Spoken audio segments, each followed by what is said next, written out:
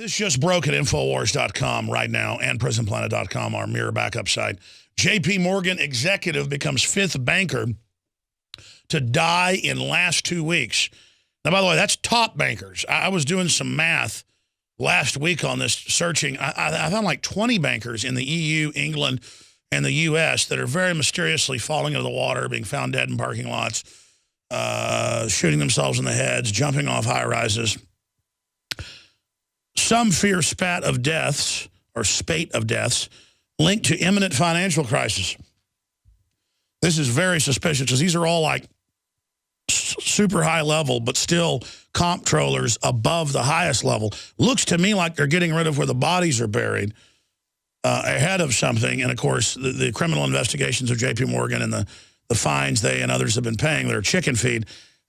Gerald, you've always got your ear to the ground. You're a big consultant to Washington chemical companies, you name it. I know you've been following this. How does this tie into everything? What does your nose tell you is going on here?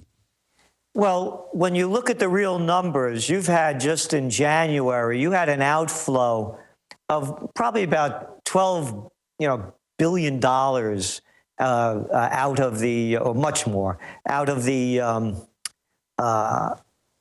emerging markets. I mean, probably $1 trillion. Yeah, that's what's happening in Turkey, all over the place. Yeah, as a matter of fact, in Kazakhstan yesterday, they just devalued the currency by 20%. And you don't have to be a trend forecaster or a mathematician or an economist to figure this out. Quantify that. There's a race to devalue worldwide. Yeah, what happens is that all of the stimulus pushed a lot of hot money into these emerging markets. It's called a carry trade. You borrow it real cheap, you bring it to another place where you're going to get a lot more for it. It's as simple as that. Now, with the tapering, that money's flowing out. But when the money flowed in, it built the economies of places like Turkey, like Brazil, like South Africa. It kept pumping up all of India. So now, as the money flows out, what they're trying to do, because their currencies are crashing, is they're raising interest rates to protect their currency. Brilliant. Now, let me get this straight.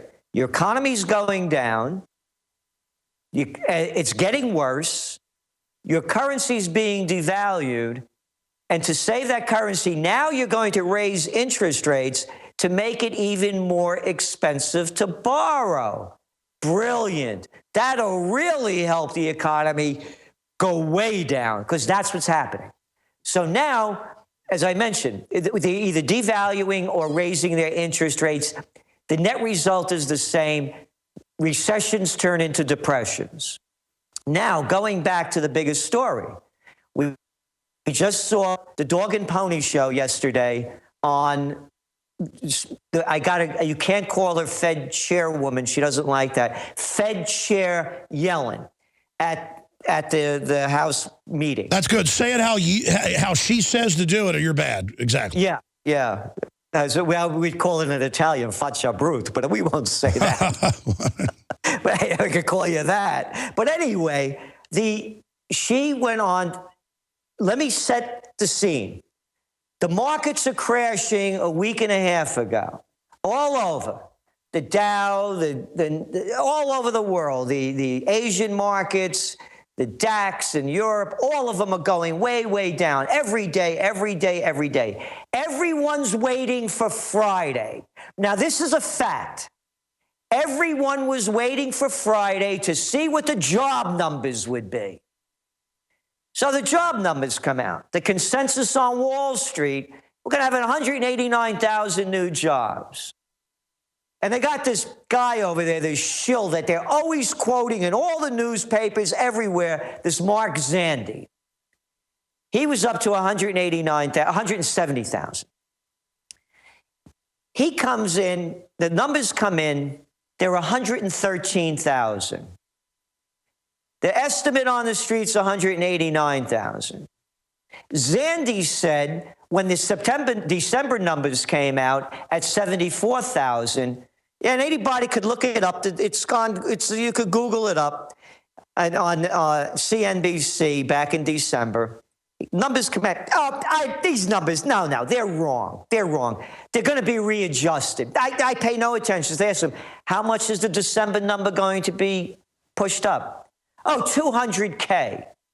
Okay, 200,000. So now, remember, going back to last Friday, now they readjust the December numbers. December numbers come out, they readjust them. It went from 74,000 to 75,000. Now, you look at the market, boom. When the numbers came out at 8:30, the expectations were for the market, the pre-market opening, to be down.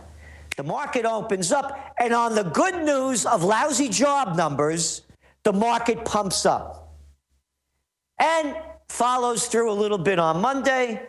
And then Yellen comes out, Yellen bloody murder, and she says that they're going to keep doing the tapering, but if things get bad, there'll be some quantitative easing. The markets shoot up more. On what? Not on the fundamentals, because here's the big lie, or I should say cover-up, that the Fed chair said. She makes a point of saying how great the number dropped from the high unemployment rate of over 10% down now to approaching 6.5. What she failed to acknowledge in all of this BS that no one called her out on was, hey, Miss Fed Chair, the reason the number went so low is because of all those people that what they do now in the USSA is once you're unemployed, once you're no longer getting benefits, once you can't find a job, you're not counted as unemployed anymore. That's why the number went down. So now, today, the markets are down, what, about 30 points as we're speaking, 36 points.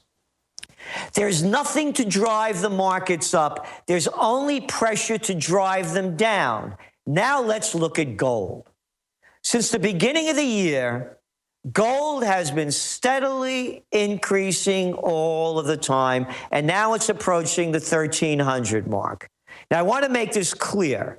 You made it real clear when you said the markets were rigged. And what I'm leading up to is that we know the Forex market is rigged.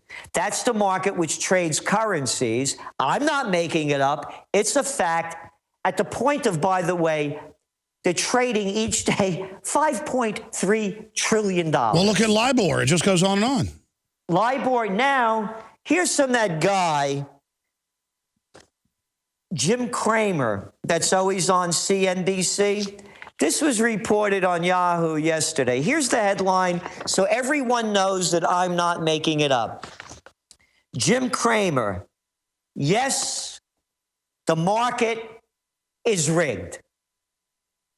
Yes, the market is rigged. Symbols are powerful, and the globalists have hijacked the symbols of America. They've turned them into their own symbols. Well, we are restoring the idea of the true republic, not the counterfeit globalist empire, by promoting the icon George Washington and others. That's why we're rolling out an 100% made in America line of incredible pro-liberty apparel. We are repopularizing liberty. We are helping fellow Americans rediscover what made this country great. We are the spirit of 1776. We are 1776 worldwide. We are all brothers and sisters in arms in the animating contest of liberty in the long march towards humanity's ultimate destiny of freedom. Visit madein1776.com today and vote with your dollars to promote truly made in America, high-quality products, and promote the ideals of liberty.